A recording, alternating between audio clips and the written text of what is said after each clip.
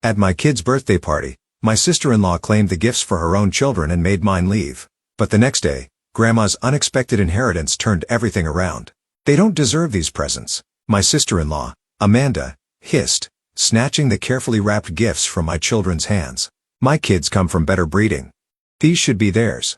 I stood frozen in my mother-in-law's elegant living room, watching in horror as my twins, Emily and James, both having just turned 8, clutched each other, tears streaming down their faces. The birthday party I'd spent weeks planning was crumbling before my eyes. My name is Olivia, and I never thought I'd see my children kicked out of their own birthday celebration. But Amanda, who had married my husband's brother just 2 years ago, had other plans. "Mom," Emily whispered, her voice trembling, "why is Aunt Amanda taking our presents?" Before I could answer, Amanda's shrill voice cut through the air. "Because your cousins, Sophia and Alexander, actually deserve nice things. Look at them. They're wearing Gucci. And what are you wearing?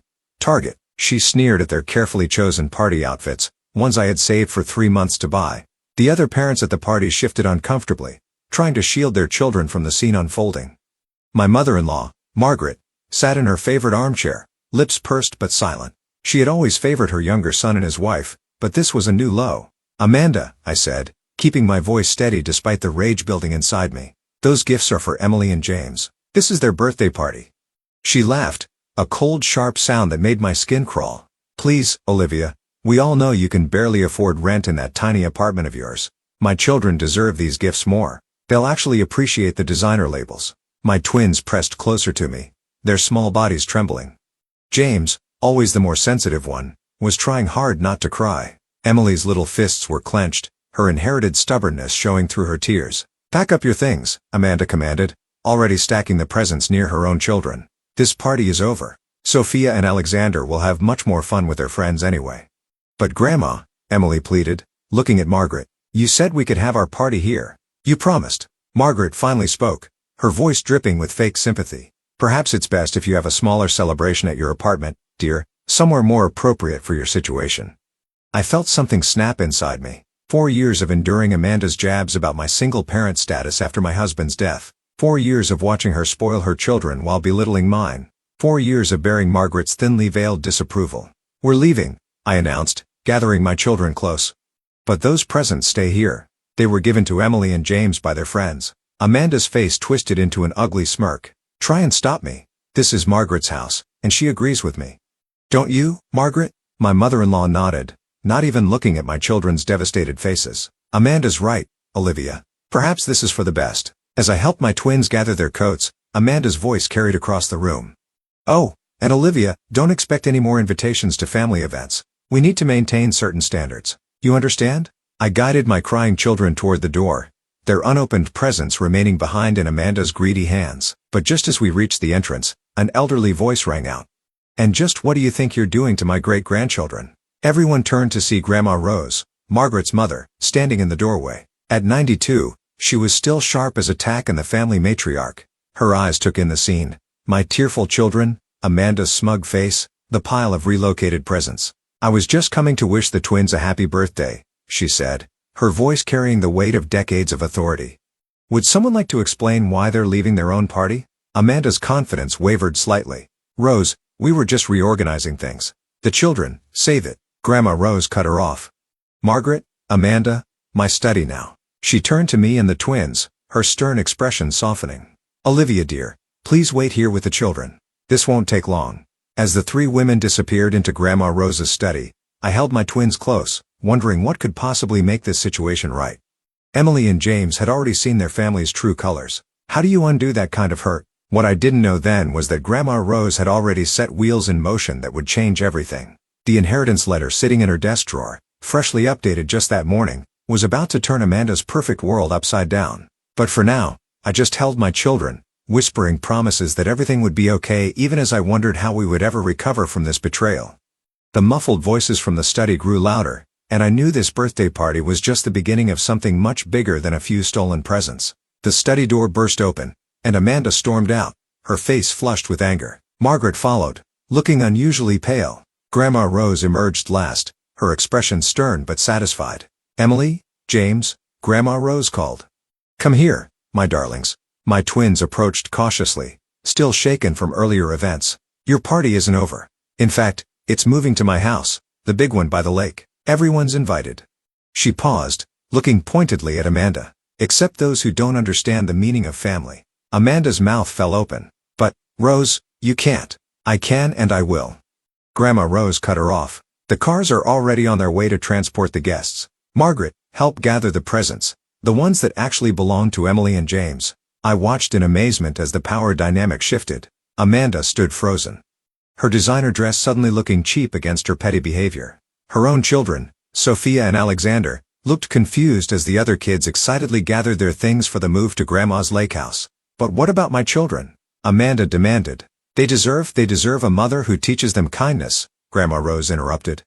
Until that happens, perhaps it's best if you all take some time to reflect on your behavior. As we drove to the lake house, Emily and James's spirits began to lift. Grandma Rose's estate was magnificent.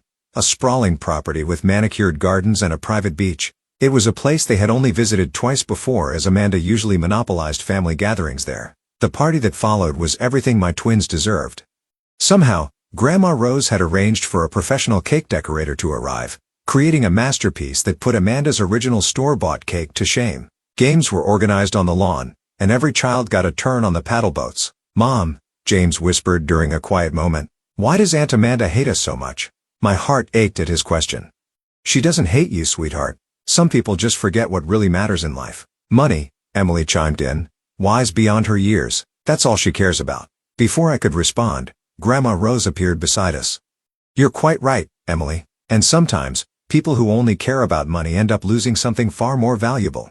She gave me a meaningful look before turning to address all the party guests. Before we cut the cake, I have an announcement to make. The children gathered around, faces sticky with ice cream and excitement. Even the other parents seemed intrigued. Today, I witnessed something that broke my heart, Grandma Rose began. I saw members of my own family trying to hurt these two precious children on their birthday. But I also saw something beautiful. I saw Emily and James show grace and dignity far beyond their years. She paused, her eyes sweeping the crowd.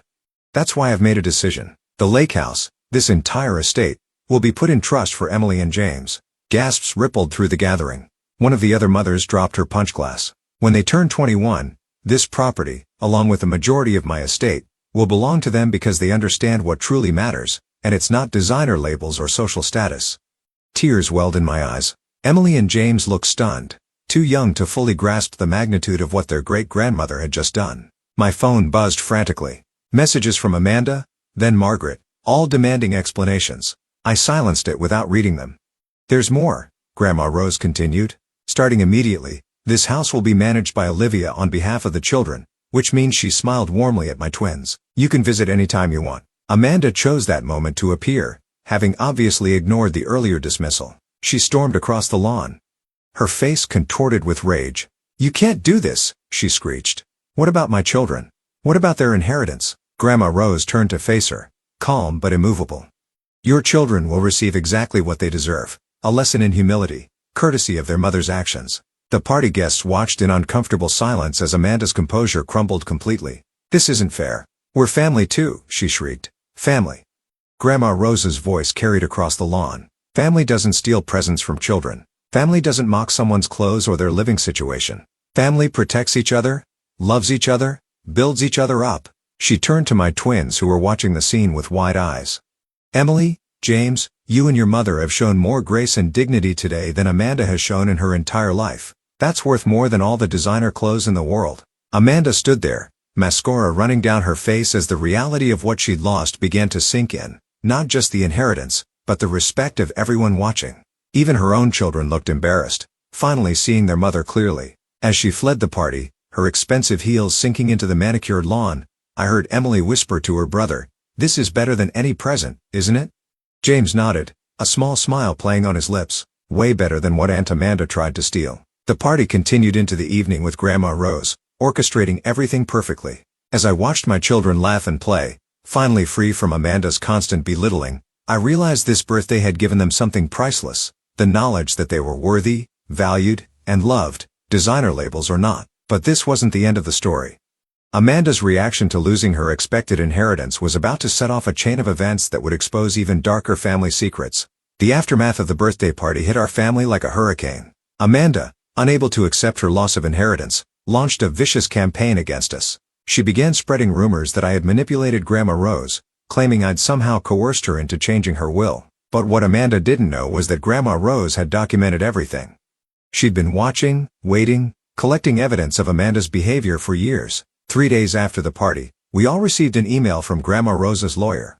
Attached was a video compilation. Dozens of security camera clips showing Amanda's treatment of my children over the years. Clips of her mocking their clothes when she thought no one was watching. Of her telling her own children not to play with those poor cousins. Of her deliberately excluding them from family photos. I installed those cameras after I noticed things going missing from my house, Grandma Rose explained during Sunday tea. I never expected to capture such cruelty instead of theft. The most damning clip was from just before the birthday party. Amanda and Margaret in the kitchen, plotting to hijack the celebration. Once we get those presents, we'll have proof they're accepting handouts. Amanda's voice rang clear through the security footage. Then we can convince Rose they're not fit to inherit anything. Margaret's response was equally shocking. It's for the best. That whole branch of the family is an embarrassment. When that video circulated through the family group chat, the silence was deafening. Then the messages started pouring in. Aunts, uncles, cousins, all expressing their horror at Amanda and Margaret's behavior, but Amanda wasn't done. She showed up at my apartment one evening, her expensive car blocking my parking spot. You think you've won? She spat as I walked my children inside. I've hired a lawyer. We'll prove Rose isn't competent to make these decisions. I turned to face her, making sure Emily and James were safely inside. The only thing you'll prove is how low you're willing to sink. Her face twisted with rage. At least I'm not living off my dead husband's insurance money. Actually, another voice cut through the tension. You're not living off anything anymore. We both turned to see Grandma Rose emerging from her car, her driver holding the door. Even at 92, she knew how to make an entrance. Amanda dear, she said, her voice dripping with false sweetness. I just had a fascinating conversation with your husband about your shopping habits. Apparently, you've been using his business account to fund your designer wardrobe. He's quite upset about it. Amanda's face went pale. You didn't. Oh, but I did. Family matters after all. Grandma Rose smiled. He's freezing your accounts as we speak. Something about federal tax implications. I watched as Amanda crumpled, her designer handbag suddenly weighing heavy on her arm. All her carefully constructed superiority built on money she'd been stealing from her own husband was falling apart. You can either leave my grandchildren alone, Grandma Rose continued, or I can keep pulling threads until there's nothing left of your designer life. Your choice. Amanda fled to her car, engine roaring as she peeled out of the parking lot. It was the last time we saw her at my apartment. Margaret faced consequences and was removed from the family trust while Amanda's husband divorced her after uncovering her financial deception. My twins flourished without their aunt's cruelty. That Christmas, we gathered at the lake house with Amanda and Margaret absent. The family brought warmth, laughter, and love. Watching Emily and James open gifts, I realized Grandma Rose had given them something greater than money. The knowledge that their worth came from kindness, not status.